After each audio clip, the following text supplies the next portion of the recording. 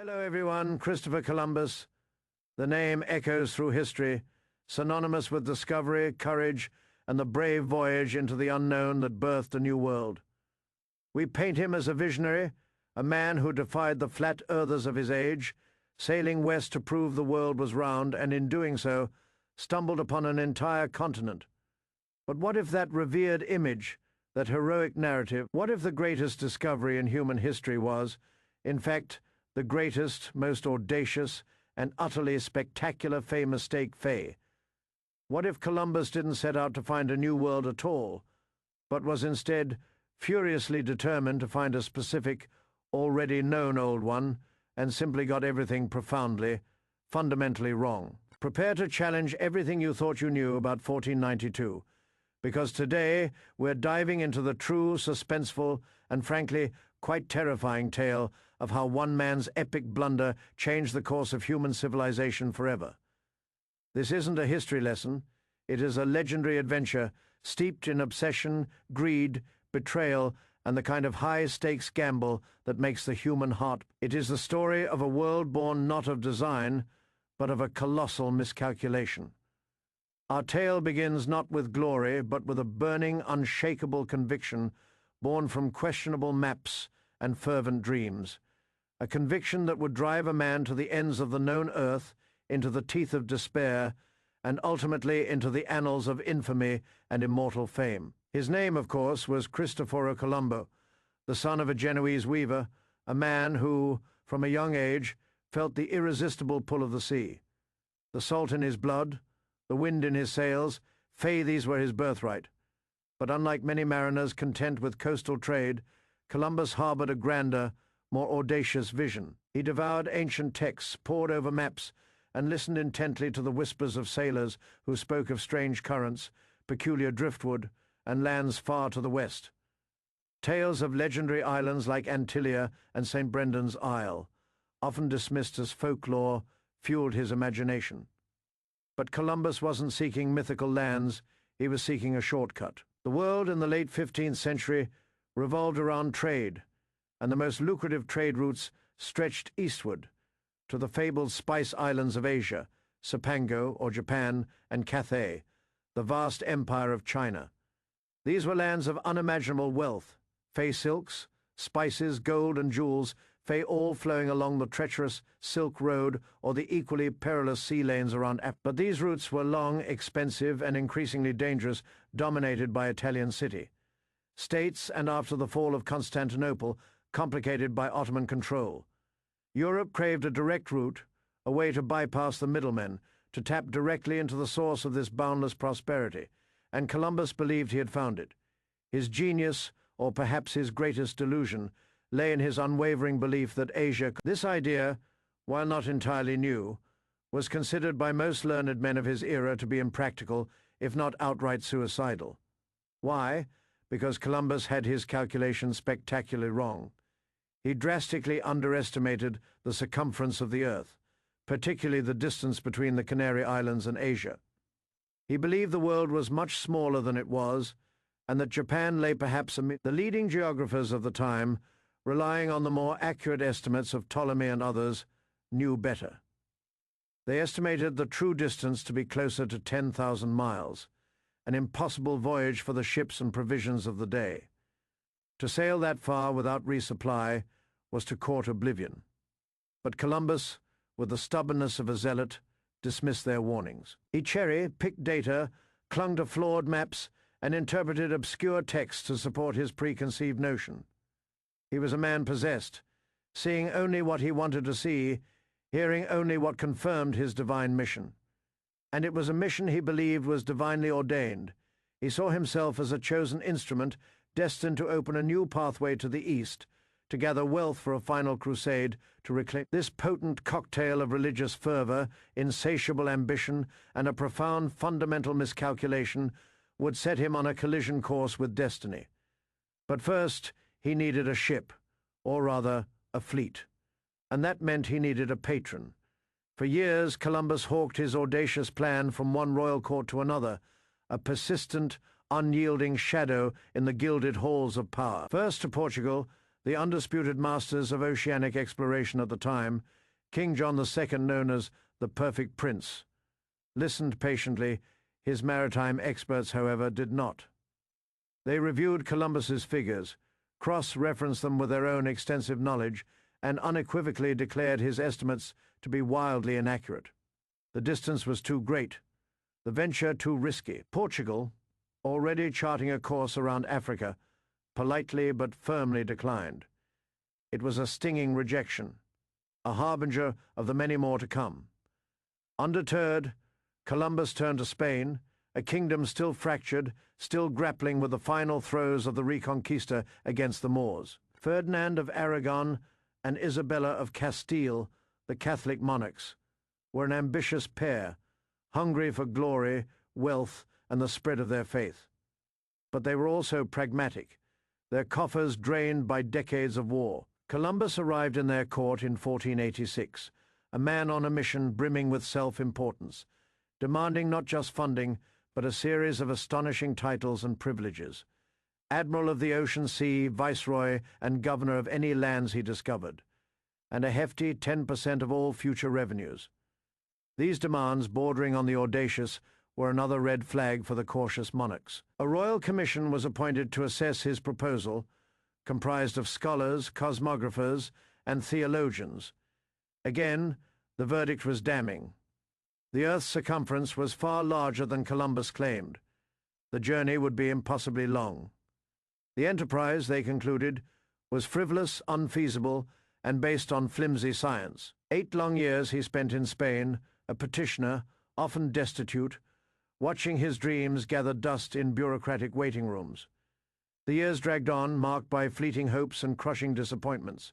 His wife had died, his sons lived in poverty, and his grand vision seemed destined to remain a mere fantasy.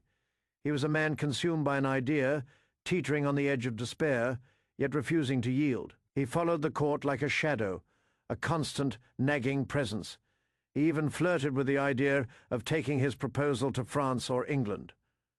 The suspense was unbearable, a slow, burning fuse threatening to extinguish his grand design. Then, a twist of fate. In January 1492, after nearly 800 years, the last Moorish stronghold in Spain, Granada, fell. The Catholic monarchs, flushed with victory, suddenly found themselves with newfound prestige, resources, and a desire to consolidate their power and spread their influence.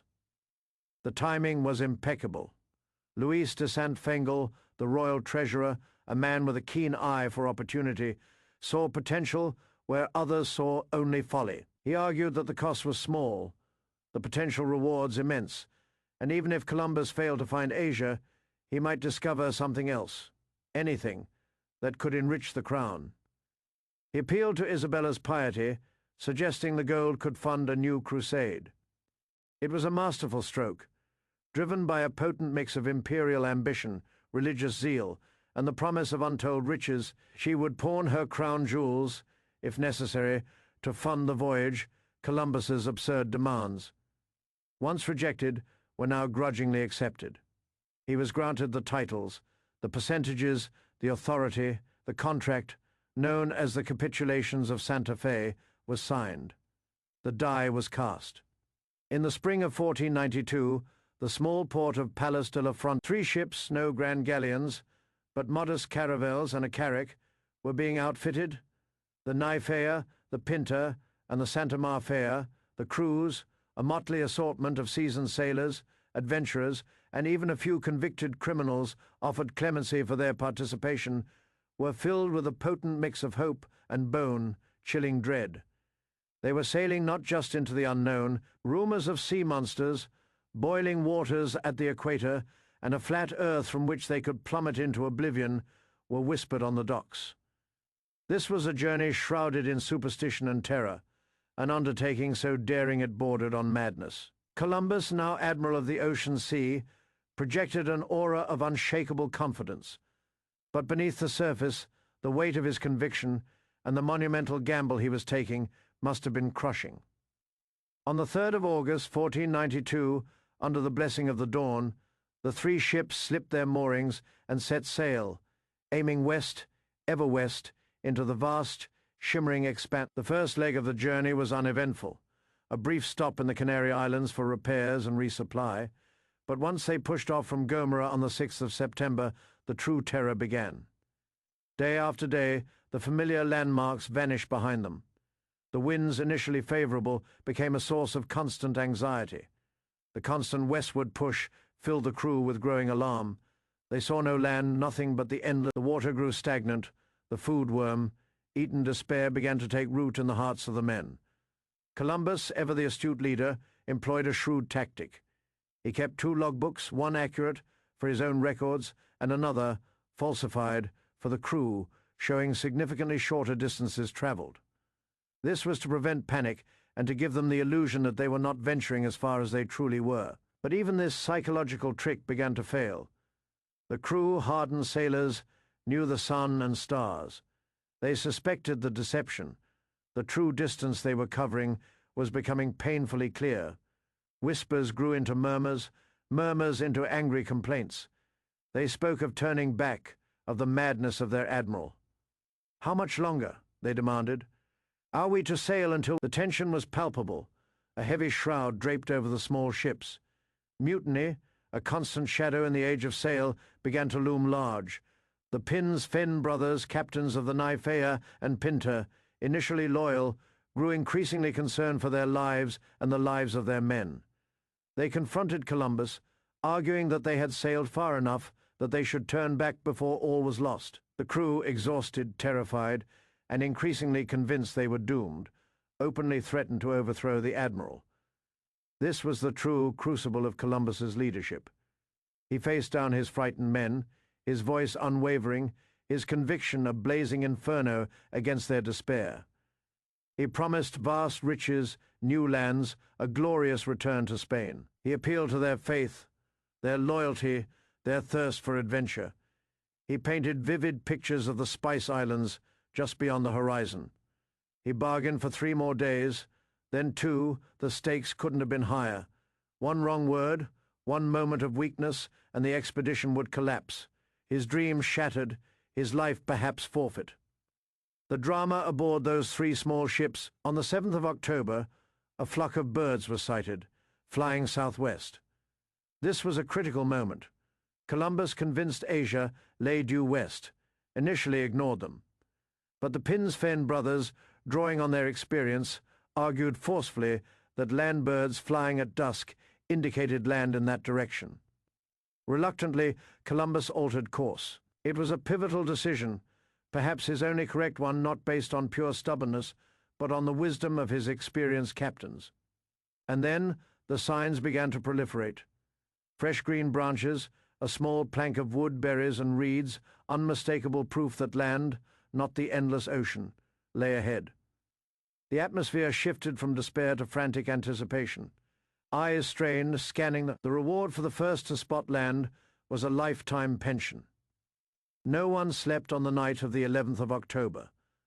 The moon, nearly full, illuminated the heaving sea. At 2 a.m. on the 12th of October, 1492, a cry ripped through the darkness from the Pinta. "Tierra, tierra!" Land. A flicker of light had been spotted in the distance, followed by the undeniable outline. The relief, the sheer, unadulterated euphoria that swept through the fleet must have been overwhelming. The journey, the terror, the doubt, all forgotten in that single, triumphant moment.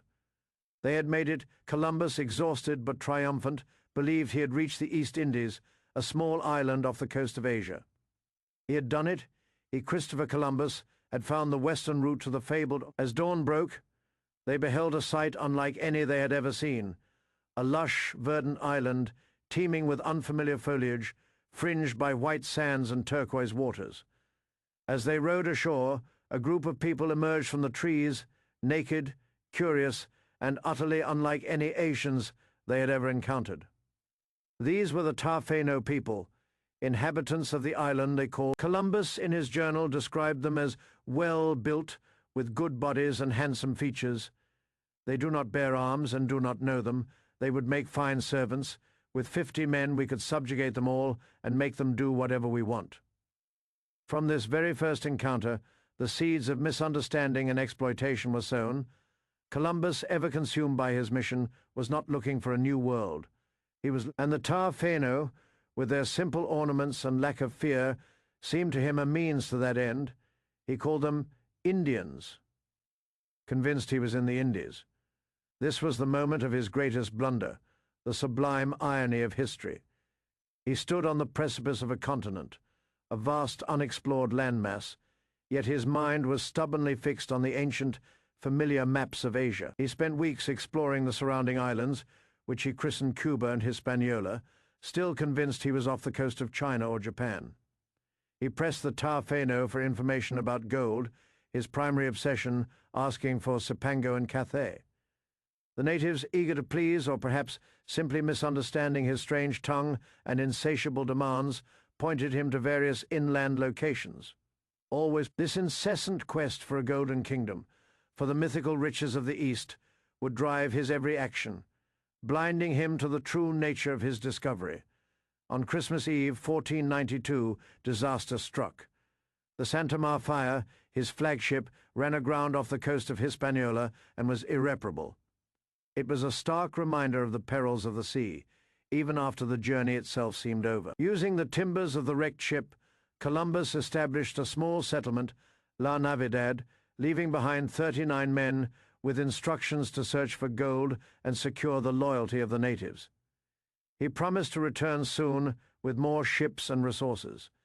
It was a fragile, desperate outpost, a testament to his ambition and the perilous uncertainty of his position. The return storm separated the Naya and Pinta, but both eventually made it back to Spain in March 1493, bearing the incredible news Columbus, now hailed as a hero, brought with him a handful of Taafeno captives, parrots, and a small quantity of gold and exotic plants. The Spanish court was ecstatic. His triumph, though born of a mistake, was undeniable. He was paraded through the streets, celebrated as the Admiral of the Ocean Sea, the man who had opened a direct route to the fabled East. The promise of unimaginable wealth, of new souls to convert, galvanized the Spanish crown. This spectacular success, however, would sow the seeds of untold tragedy, like this video so far. Don't forget to hit the like button and subscribe to our channel for more historical. Your support helps us bring these forgotten tales to life. The triumph of Columbus's first voyage was quickly followed by an even grander expedition. Within months, 17 ships, carrying over 1,200 men, settlers, soldiers, priests, and laborers, were assembled. This wasn't merely an exploration. It was an invasion, a colonization mission, driven by the Crown's insatiable hunger. Columbus, now with the full authority of Viceroy, believed he was returning to establish a thriving outpost in the wealthy East Indies. But the realities he faced were far grimmer than his gilded dreams. Upon arrival in Hispaniola, a chilling sight greeted them. La Navidad, the small settlement he had left behind, was a smoking ruin. The 39 men he had entrusted with securing the nascent colony were all dead, massacred by the Taafeno. The initial peaceful curiosity of the natives had turned to violent resistance. What had happened? The accounts are fragmented, but the truth likely involved the rampant greed and brutality of the Spanish settlers who, freed from direct supervision, had plundered native villages, seized women. The Taafeno, pushed to their breaking point, had retaliated. This brutal beginning set the tone for everything that followed. Columbus, his vision of peaceful evangelism and harmonious trade, shattered, responded with overwhelming force. His second voyage marked the true beginning of the systematic subjugation of the indigenous populations of the Caribbean. The Spanish, armed with superior weaponry, horses, and the devastating, unseen weapon of European diseases, smallpox, measles, influenza, began a campaign of terror. The Taafeno, a people unaccustomed to such violence and lacking any immunity to these foreign plagues, were decimated. Columbus established a new settlement, Isabella, and instituted every Taafeno over the age of 14 was required to deliver a certain quantity of gold dust every 3 months. Failure to meet the quota resulted in brutal punishment, often the severing of hands. Those who refused to comply, or who resisted, were enslaved, tortured, or killed. The pursuit of gold became a frantic, desperate quest, driving both the Spanish and their dwindling. The Caribbean islands, while possessing some gold, were not the legendary gold, rich lands of Cipango or Cathay. Columbus, clinging to his delusion, refused to accept this. He continued to search for a passage to the Asian mainland, convinced that the true riches lay just beyond the next island, the next horizon. His relentless, maddening pursuit of a non-existent strait led him on further voyages of discovery through the Caribbean, convinced he was near Malaysia or the Spice Islands. His rule in the fledgling colony of Hispaniola was a chaotic nightmare. He was an explorer, not an administrator, and his attempts to govern led to widespread discontent among the Spanish settlers. His iron-fisted methods, his favoritism towards his family, and his inability to deliver the vast riches he had promised created a powder keg of resentment. Spanish colonists, many of them hardened veterans of the Reconquista, rebelled. They saw little gold, only disease, hard labor, and a rigid, often arbitrary, authority. They sent scathing reports back to Spain, accusing Columbus of tyranny, mismanagement, and extreme cruelty. The narrative of the heroic discoverer began to unravel, replaced by the darker, more authentic image of a desperate, ruthless colonial governor. The sheer volume of complaints and the growing unrest in Hispaniola eventually reached the ears of Ferdinand and Isabella. In 1500, they dispatched Francisco de Bobadilla, a royal commissioner, to investigate the charges against Columbus. Bobadilla arrived, and after a swift inquiry, found the accusations to be largely true. In a stunning turn of events, he ordered Columbus and his brothers arrested. The admiral of the ocean sea, the man who had supposedly discovered the New World, was ignominiously clapped in irons and sent back to Spain in chains. It was a spectacular fall from grace, a public humiliation that echoed across the nascent Spanish Empire. The irony was bitter. The man who had sought to bring wealth and glory to Spain was now returning in disgrace, accused of the very abuses. Yet, even in chains, Columbus clung to his convictions, convinced he was a victim of jealous rivals and divine injustice. Isabella, despite the damning reports, still held some favor for Columbus. His vision, however flawed, had opened a door to the possibility of immense wealth. He was eventually freed, stripped of most of his titles and privileges, but granted one last voyage. On his fourth and final expedition in 1502, he was explicitly forbidden from returning to Hispaniola, a testament to the monarchy's distrust of his administrative capabilities. Still, he pressed on, driven by the same maddening obsession to find a strait, a narrow passage that would lead him directly to the riches of Asia. He explored the coasts of Central America, from Honduras to Panama, convinced he was off the coast of the Asian mainland, still believing the East lay just beyond the next cape. He endured shipwrecks, hostile native encounters, and the ravages of disease, all while grappling with his increasingly isolated and paranoid mental state. His journals from this period are filled with increasingly fervent religious visions and a profound sense of persecution. He truly believed he was a suffering prophet, chosen by God, but betrayed by men. He returned to Spain in 1504, a broken man. Queen Isabella, his last powerful patron, died shortly after his return. He spent his final years in relative obscurity, battling for the restoration of his titles and his promised share of the profits, a battle he would never fully win.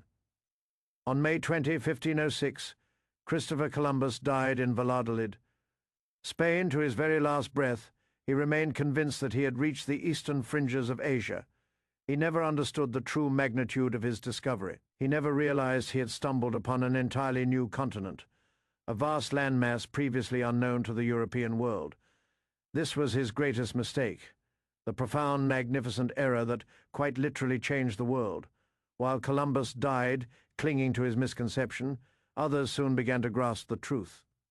Amerigo Vespucci, another Italian explorer and cartographer, made several. His detailed accounts, unlike Columbus's, openly described these new lands as a new world, a continent separate from Asia, In 1507, a German cartographer named Martin Walsingham Fair, impressed by Vespucci's descriptions, published a world map that for the first time showed a separate continent in the Western Hemisphere. He named it America, in honor of Amerigo Vespucci. The New World had a name, and it was not Columbus's Indies. The realization slowly dawned across Europe. Columbus hadn't found a shortcut to Asia.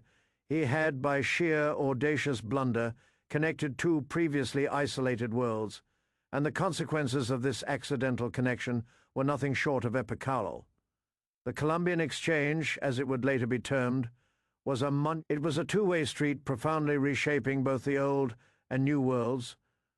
From the Americas, Europe received potatoes, corn, tomatoes, chilies, cacao, and tobacco, crops that would revolutionize European agriculture, feed growing populations, and fundamentally alter diets. From Europe, the Americas received horses, cattle, pigs, and sheep, transforming indigenous society. With the European arrivals came devastating diseases. Smallpox, measles, influenza, typhus. The indigenous populations of the Americas, lacking any immunity, were decimated. Estimates suggest that up to 90% of some native populations perished in the century following Columbus's arrival, an unparalleled demographic catastrophe. Furthermore, the arrival of Europeans initiated centuries of exploitation, slavery, and violent conquest, forever altering the social, political, and ecological fabric of the Americas. The search for gold, initially fueled by Columbus's Asian delusion, morphed into a ruthless extraction of resources that funded European empires and fueled the transatlantic slave trade. The discovery was a collision of worlds, a cataclysmic event that brought both unprecedented opportunities and unimaginable suffering. It was a crucible in which new cultures were forged. Empires rose and fell, and the global map was redrawn with staggering speed. Columbus, the man at the center of this maelstrom, was an enigmatic figure, a visionary to some, a brute. His legacy is complex, controversial, and deeply debated. But beneath the layers of historical interpretation, one undeniable truth remains: the greatest outcome of his life, the discovery of a new continent, was born from his greatest mistake.